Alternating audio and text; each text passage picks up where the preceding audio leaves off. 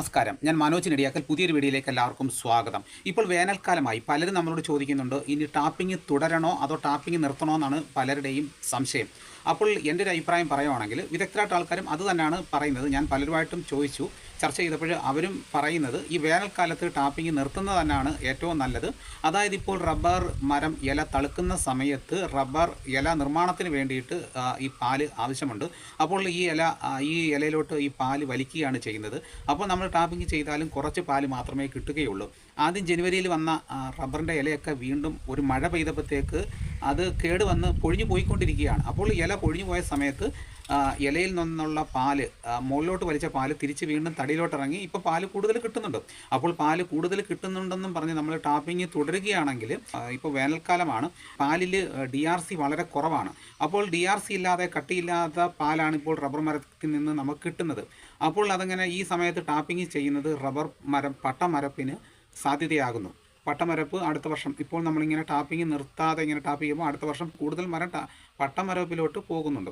അപ്പോൾ എന്തുകൊണ്ടും നമ്മുടെ ഈ മരം തളുക്കുന്ന സമയത്ത് നമ്മൾ കുറച്ച് ദിവസം ഇല തളുത്ത് മുറ്റുന്നവരെയും നമ്മൾ ടാപ്പിംഗ് നിർത്തിയിടുന്നത് റബ്ബറിന് എന്തുകൊണ്ടും നല്ലത് തന്നെയാണ്. സാധാരണഗതിയിൽ മുൻ വർഷങ്ങളൊക്കെ വെച്ച് നോക്കിക്കഴിഞ്ഞാൽ നമ്മൾ ജനുവരി 31 വരെ ടാപ്പിംഗ് ചെയ്തതിന് ശേഷം ഫെബ്രുവരിയിൽ നമ്മളൊരു മാസം ടാപ്പിംഗ് നിർത്തിയിടും, മാർച്ചിൽ ടാപ്പിംഗ് ആരംഭിക്കുന്ന ഒരു പതിവായിരുന്നു. അപ്പോൾ അത് കറക്റ്റായിട്ട് കൃത്യമായിട്ട് തന്നെ ഇല വരികയും അപ്പം ആ ഒരു മാസം മഴ പെയ്യില്ലായിരുന്നു.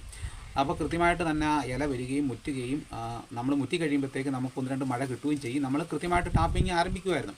അപ്പോൾ ഈ വേനൽക്കാലത്ത് നമുക്ക് 1 അല്ല 2 അല്ല 3 മാസം വരെയൊക്കെ നമുക്ക് ടാപ്പിംഗ് നിർത്തിയിടേണ്ട ഇതാണ്. എന്താണ് കാരണമെന്ന് പറഞ്ഞു കഴിഞ്ഞാൽ, ഇപ്പോൾ ഒരു ഇല വരുന്നു, അത് പൊഴിഞ്ഞു പോകുന്നു, വീണ്ടും വരുന്നു, അങ്ങനെ പൊഴിഞ്ഞു പോകുന്നു. അപ്പം ഇലയില്ലാത്തൊരവസ്ഥ. അപ്പം നമ്മളും വെയിറ്റ് ചെയ്യുകയാണ് ഇല വരാൻ വേണ്ടിയിട്ട്. അപ്പോൾ നമ്മളെല്ലാവരും ടാപ്പിംഗ് നിർത്താനായിട്ട് തയ്യാറെടുപ്പിലായിരുന്നു. അപ്പോഴാണ് റബ്ബറിന് വില കൂടിയത്. അപ്പോൾ റബ്ബറിന് വില കൂടിയപ്പോൾ ഇനി ടാപ്പിംഗ് നിർത്തണോ തുടരണോ എന്നുള്ള ഒരു ആശങ്കയിലാണ് നമ്മുടെ റബ്ബർ കർഷകർ.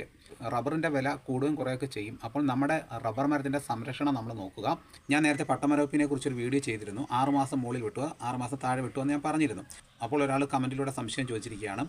അപ്പോൾ അങ്ങനെ താഴെ മുകളിലോട്ട് ടാപ്പിംഗ് ചെയ്യുമ്പോൾ അപ്പോൾ ജലവും വെള്ളവും മുകളിലോട്ട് പോകുന്നതിന് തടസ്സമാകില്ലെന്ന് ചോദിക്കുന്നുണ്ട്. അപ്പോൾ നമ്മൾ ടാപ്പിംഗ് ചെയ്യുന്ന പറഞ്ഞു കഴിഞ്ഞാൽ നമ്മൾ തടിയോട് ചേർത്തൊരു നേർത്ത പടലം ഇട്ടതിന് ശേഷം മാത്രമാണ്, നമ്മൾ തീർത്ത് ചെത്തിയെടുക്കുകയല്ല. അപ്പോൾ അങ്ങനെ തീർത്ത് ചെത്തിയെടുക്കുകയാണെങ്കിൽ വെള്ളവും ജലവും മേലോട്ട് കയറിപ്പാൻ തടസ്സമാകും. അപ്പോൾ നമ്മൾ തീർത്ത് അങ്ങനെ ചെത്തിയല്ല എടുക്കുന്നത്. നമ്മളൊരു നേർത്തൊരു പാളി ഇട്ടതിന് ശേഷം മാത്രമാണ് നമ്മൾ ടാപ്പിംഗ് ചെയ്യുന്നത്. അപ്പോൾ നമുക്ക് അതുകൊണ്ട് യാതൊരുവിധ കുഴപ്പവുമില്ല. നമ്മളിപ്പുറത്ത് വെട്ടിക്കഴിയുമ്പോഴത്തേക്ക് അവിടെ മെനഞ്ഞ് കിട്ടും. പിന്നെ അപ്പുറത്ത് നമ്മൾ ടാപ്പിംഗ് ചെയ്യുമ്പോൾ നമുക്ക് അവിടെ നല്ല പാല് കിട്ടുന്നതാണ്. അപ്പോൾ നമുക്ക് A പാനലിലും B പാനലിലുമാണ് നമുക്ക് റബ്ബർ മരത്തിന് നമ്മൾ മാർക്ക് ചെയ്യുന്നത്. അപ്പോൾ A പാനലിലും B പാനലിലും പാൽ ഒഴുക്കുണ്ട്. അപ്പോൾ നിങ്ങൾ കണ്ടിട്ടില്ലേ, ചില റബ്ബർ മരത്തിന് പട്ടമരപ്പ് വന്നു കഴിയുമ്പോൾ A പാനലിൽ വന്നു കഴിയുമ്പോൾ B പാനലിൽ മാർക്ക് ചെയ്യുമ്പോൾ അവിടെ നല്ല പാല് കാണുന്നത് കണ്ടില്ലേ. അപ്പോൾ ഇതിൻ്റെ ഒഴുക്ക് രണ്ടും രണ്ട് രീതിയിലാണ്. അല്ലെങ്കിൽ അതല്ലെന്നുണ്ടെങ്കിൽ A പാനൽ ആ മരയ്ക്കുന്ന സമയത്ത് ഈ B പാനൽ മരച്ച് പോകുന്നതാണ്. അപ്പോൾ ഒഴുക്ക് രണ്ട് സൈഡിൽ കൂടെയും പാൽക്കുഴലുകൾ ഉണ്ട്. അപ്പോൾ രണ്ട് സൈഡിലും പാൽ ഒഴുകുന്നുണ്ട്. അതടിസ്ഥാനമാക്കിയാണ് നമ്മൾ പട്ടമരപ്പ് മാറ്റിയെടുക്കാമെന്ന് ഞാൻ പറഞ്ഞത്. അപ്പോൾ നമ്മൾ വേനൽക്കാലത്ത് ആദ്യം അടിപ്പട്ട വെട്ടുക, മഴക്കാലത്ത് മുകളിൽ പട്ട വെട്ടുമ്പോഴത്തേക്ക് രണ്ടിൻ്റെയും ഒഴുക്കാണ്. അപ്പോൾ നമുക്ക് ഒരു സൈഡ് റബ്ബർ മരത്തിന് റെസ്റ്റ് കിട്ടും.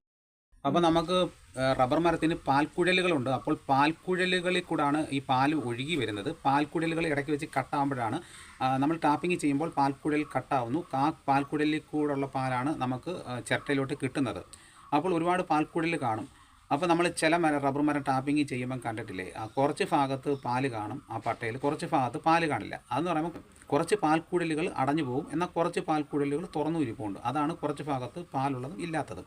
അപ്പോൾ ഇതോടുകൂടി വീഡിയോ ഇവിടെ പൂർണ്ണമാകുന്നു. റബ്ബർ ടാപ്പിംഗ് നിർത്തുന്നവർ വീഡിയോ കാണാൻ മറക്കരുത്. എല്ലാ ദിവസവും രാവിലെ റബ്ബറിൻ്റെ വില പറയുന്നുണ്ട്.